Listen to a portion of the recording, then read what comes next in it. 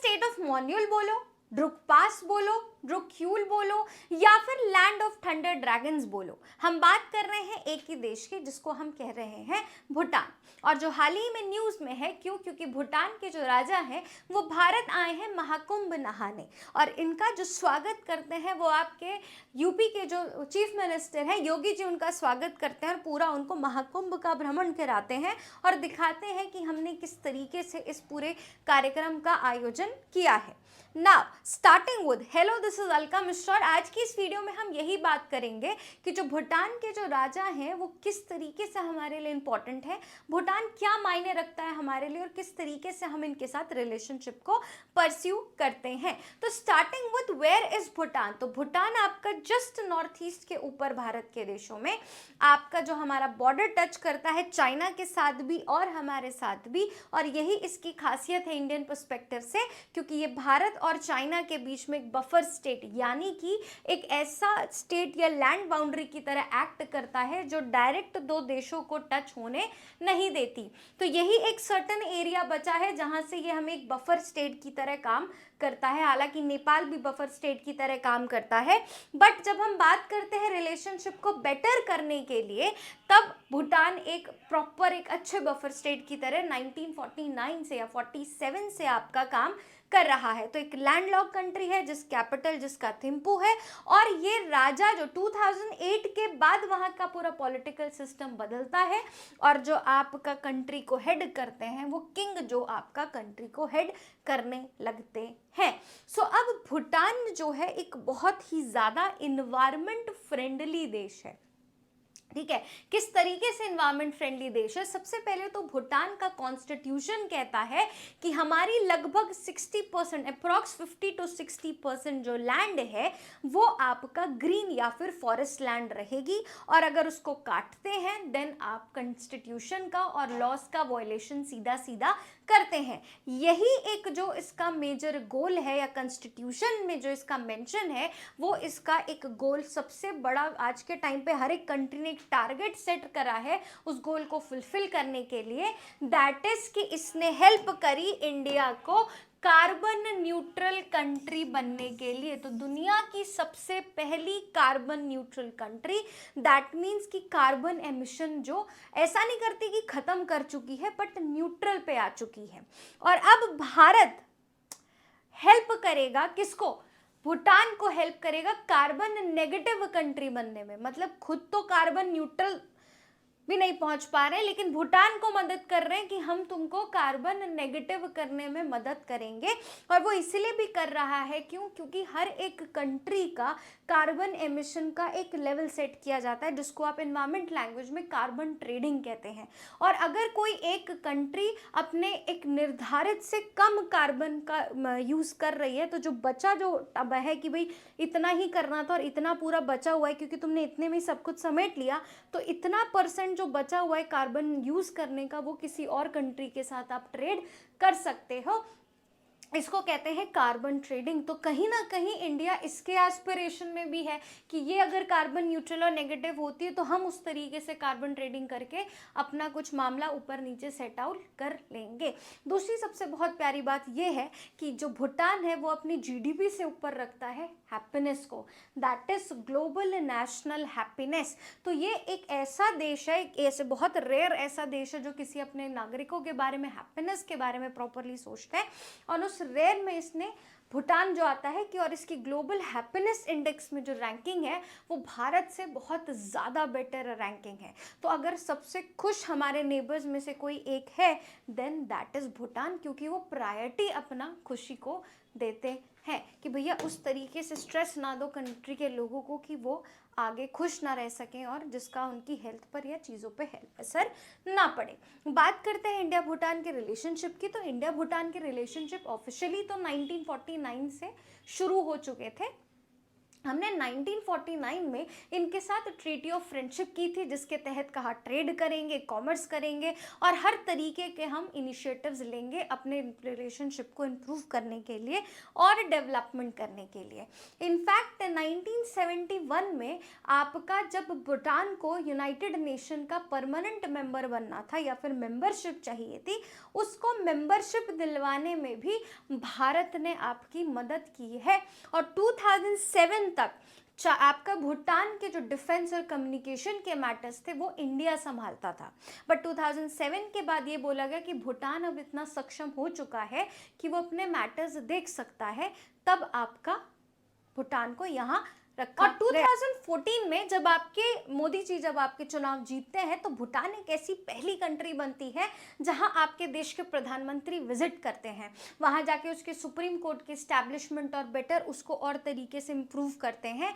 और साथ ही साथ ये माना जाता है कि भूटानीज कल्चर में क्लैपिंग का बहुत ज़्यादा अप्रिसिएशन का नहीं है, वो उसको एक अलग एंगल से देखते हैं। बट जब प्रधानमंत्री ने वहाँ स्पीच दी तो वहाँ के लोगों ने प्रॉपरली, कैबिनेट ने प्रॉपरली क्लैपिंग के साथ उनका स्वागत किया।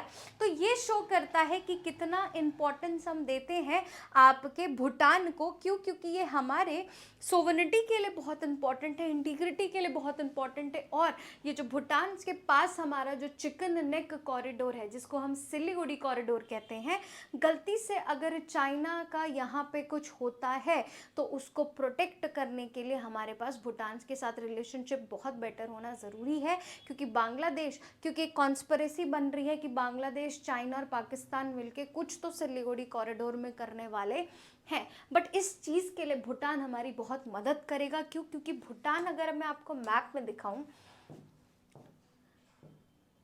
भूटान का जो ये वाला एरिया है, यहाँ पे ट्राई जंक्शन है between India, Bhutan and China, और इसी ट्राई जंक्शन पे है आपका चुम्बी वैली। और इसी चुम्बी वैली में 2017 में आपका डोकलाम क्राइसिस भी आपको देखने के लिए मिला था, जिसको काउंटर या हेल्प करने के लिए भूटान ने हमारी मदद करी थी। तो भूटान जो है हमारी टाइम टू टाइम मदद करता है, और ऐसा नहीं कि भूटान ही करता है, हमने भी भूटान की टाइम टू टाइम मदद की है। सो यस, फ्रेंडशिप ट्रीटी वगैरह हमने इसके साथ जो साइन किए वो काफ़ी हद तक हमारे रिलेशनशिप को एक इम्पॉर्टेंस देता है।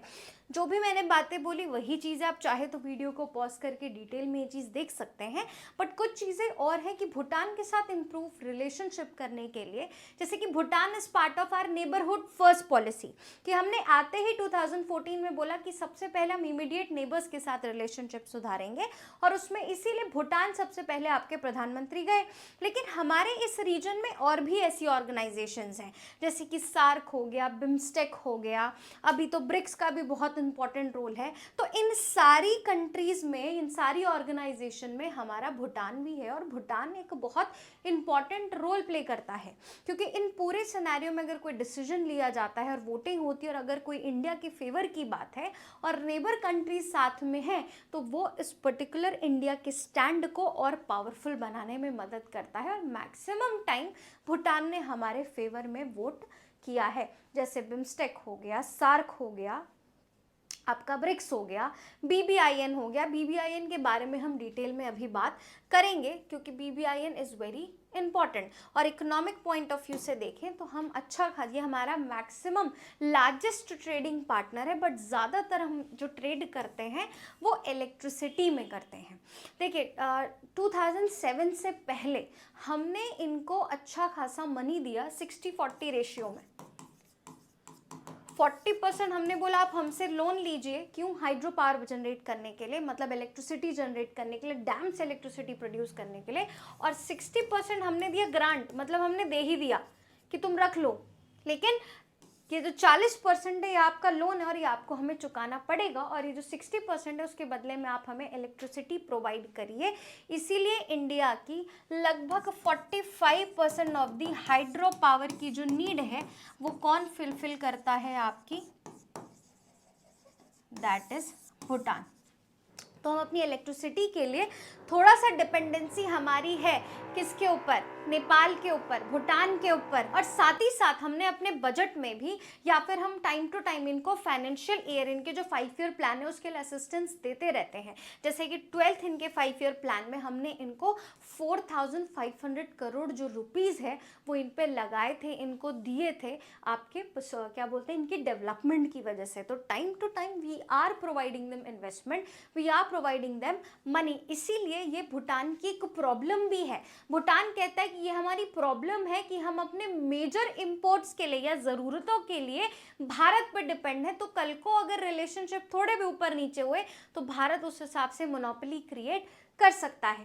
But yes, it allows duty free transit of Bhutanese export to third countries. In fact आपका भूटान का 80% जो ट्रेड है वो भारत करवा रहा है कोलकाता पोर्ट के थ्रू।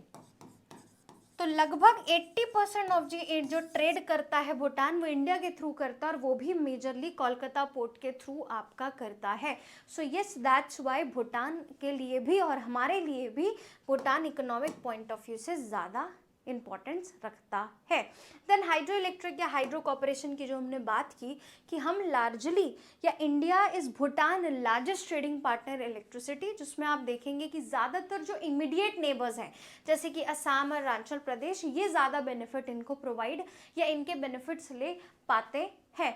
और हमने ये सारी प्लानिंग्स भी आपकी की है कि हम इस तरीके से इनको हाइड्रो इलेक्ट्रिक पॉइंट से बात भी करेंगे। और साथ ही साथ अगर मैं बोलूँ कि हमने भूटान में बहुत सारे हाइड्रो इलेक्ट्रिक पावर प्लांट्स में इन्वेस्ट किया हुआ है, जैसे कि मागढेचू, ठीक है, मागढेचू पावर प्लांट हो गया, चूखा पावर प्लांट हो गया, तो ऐसे ताला power plant hydro electric power plant हो गया। जैसे कि आप देखेंगे मागढेचू हाइड्रो इलेक्ट्रिक प्लांट का जो इनॉग्रेशन किया था under India Bhutan friendship project के अंडर 2019 में प्रधानमंत्री उस टाइम पे ही गए थे। तो हमने इन सब की नींव रखी। तो हम हाइड्रो इलेक्ट्रिक प्लांट के पॉइंट ऑफ व्यू से इनकी डैम्स और इस तरीके की जो हाइड्रो इलेक्ट्रिक पावर प्लांट्स बनाने में बहुत ज़्यादा मदद कर रहे हैं।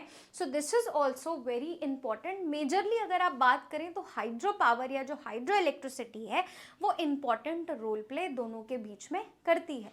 इनफैक्ट 2007 से पहले हमने इनको डीजल भी सप्लाई किया कि आप डीजल लीजिए लेकिन आप कंस्ट्रक्शन करिए, आप डैम्स बनाइए, आप हाइड्रो इलेक्ट्रिक पावर प्लांट्स पे ज़्यादा से ज़्यादा ग्रो करिए। Now education is also very important and हमारा कल्चर और एजुकेशन भी हमारे एक यूएसपी की तरह काम करता है। Why culture? Because of Buddhism. हम दोनों बुद्धिज्म शेयर करते हैं। बुद्धिज्म की एक हिस्ट्री रही है। 747 एडी के आसपास आपके जो पंदम संभवा करके एक बुद्धिस्ट थे वो आपका भूटान की तरफ माइग्रेट करते हैं, मूव करते हैं, एंड उस टाइम पे आपका बुद्धिज्म जो है वहाँ पे निगयम जो सेक्ट ऑफ बुद्धिज्म है उसको इस्टेब्लिश करने का योगदान उनको जाता है। तो हमारे बीच में कल्चरल पॉइंट ऑफ व्यू से जो कॉमन लिंक की तरह काम करता है दैट इज बुद्धिज्म। और बहुत से ऐसे भूटानीज पिलग्रिम्स हैं जिन्होंने आपका ट्रैवल किया था बोध गया, राजगीर, नालंदा, सिक्किम, तो ऐसे बहुत सी जगहों पे इन्होंने बुद्धिस्ट साइट्स पे ट्रैवल किया था। और साथ ही साथ हमने एक बुद्धा की स्टैचू भी 2019-21 में आपकी इनको प्रोवाइड करी थी। Indian council for cultural relations और रॉयल गवर्नमेंट को पीपल टू पीपल रिलेशनशिप को मेंटेन करने के लिए हमारी तरफ से बुद्धा जी की स्टैचू भी गिफ्ट की गई थी। तो टाइम टू टाइम हम इस बुद्धिज्म को एक सॉफ्ट डिप्लोमेसी के तौर पे इस्तेमाल करते हैं। हम वही बात कर रहे थे एजुकेशन के पर्सपेक्टिव से, हमने कल्चर पॉइंट ऑफ व्यू से बात किया, एजुकेशन पॉइंट ऑफ व्यू से। अच्छा, कल्चर से एक और मैं बता दूं कि जिस तरीके से रोटी बेटी का रिश्ता हम अक्सर नेपाल को लेके बात करते हैं, उसी तरीके से हमने देखा भूटानीज बॉर्डर पे ये भी ट्रेंड पिछले कुछ टाइम से आ रहा है कि जो भूटानीज फीमेल हैं they are getting married to the Indian mens. तो ये भी ट्रेंड पिछले कुछ टाइम से बड़ा है। तो जो हम रोटी बेटी नेपाल के साथ कहते हैं तो हो सकता है कि फ्यूचर में ये वाला रिश्ता हम यहाँ पे भी देखने के लिए मिलता है। और हालांकि डेली बेसिस पे जिस तरीके से नेपाल में मूवमेंट किया जाता है इकोनॉमी के पॉइंट ऑफ व्यू से, लोग जॉब के लिए वहाँ के लोग यहाँ आते हैं, यहाँ के लोग वहाँ जाते हैं, सेम लाइक भूटान के कुछ बॉर्डर्स पे भी ऐसा देखने के लिए मिलता है। एंड एजुकेशन इज अ की हमारे धीरे धीरे बनता जा रहा है। क्यों? क्योंकि भूटान को ये रियलाइज हो चुका है कि भूटान की जो डिपेंडेंसी है वो है हाइड्रो पावर। ठीक है।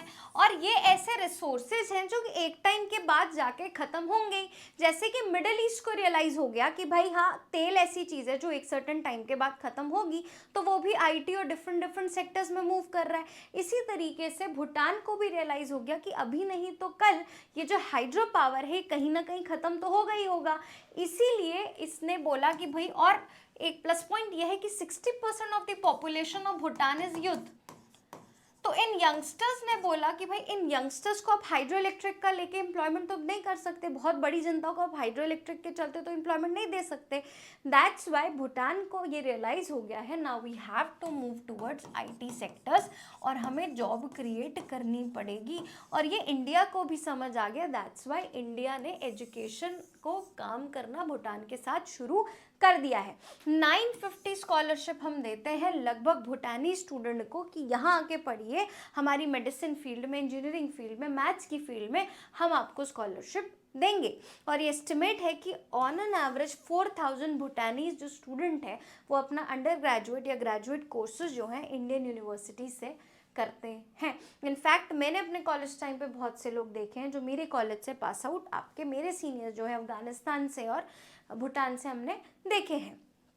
So this is very important. And हम हमारा ITC जो प्रोग्राम है जिसके अंदर हम टेक्निकल एजुकेशन कल्चरल प्रोग्राम के अंडर हमने ऐसे 300 स्लॉट अलॉट किए हैं भूटान के बच्चों को, ताकि वो एडमिनिस्ट्रेटिव और टेक्निकल स्किल्स सीख सकें और गवर्नमेंट ऑफिशियल्स के साथ यहाँ पे काम कर सकें, उनको हम ट्रेनिंग प्रोवाइड कर सके। तो हमने research, development, training, stem, scholarship, इनके साथ IT सेक्टर, हर चीज़ में काम करना स्टार्ट कर दिया है, ताकि हम भी इनका जो फ्यूचर गोल है, इनके गोल के साथ हम कोलैब करके दोनों का डेवलपमेंट कर सकते हैं। Now yes, military is also very important, क्योंकि जो आप बोलते हैं इमतरात बोलते हैं, IMTRAT जो है आपका, it's Indian military training team, जिसके तहत 200 ऐसे स्ट्रॉन्ग, ऐसे परमानेंट जो ट्रेनिंग टीम्स हैं जिनको यहाँ वेस्टर्न भूटान में ट्रेन किया जाता है, मतलब रॉयल भूटान आर्मी और इंडियन आर्मी के बीच में आप इस तरीके से इनको ट्रेन करते हैं फर्दर के लिए। साथ ही साथ बॉर्डर रोड ऑर्गेनाइजेशन BRO ने भूटान और इंडिया के बॉर्डर्स पे बहुत सी टेलीकॉम वायर्स बिछाई हैं, बहुत सारी रोड और इंफ्रास्ट्रक्चर डेवलप किया है अंडर प्रोजेक्ट धनतक।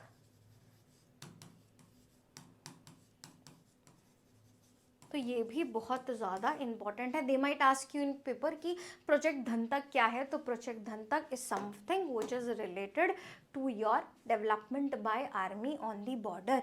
बस अब ये कुछ और इनिशिएटिव पिछले टाइम पे बहुत दिए, मैंने time to time prime minister visit करते रहते हैं और बहुत इंपॉर्टेंट इनिशिएटिव्स लिए हैं। तो मार्गढेचू के साथ में हमने वहाँ पे क्या बोलते हैं, रुपे लॉन्च किया है। तो RuPay Modi, PM Modi launches RuPay card in Bhutan, ताकि फर्दर डिजिटल पेमेंट और टूरिज्म को बढ़ाया जा सके। Then Mangdechhu hydro power plant की स्थापना की थी जब 2019 के आसपास गए थे। देन आपका ये अब भूटान को ये भी रियलाइज़ हो गया कि अगर आप फ्यूचर पे स्पेस पे काम नहीं करते हैं तो फ्यूचर आपका ऑन सेफ हैंड्स में नहीं है।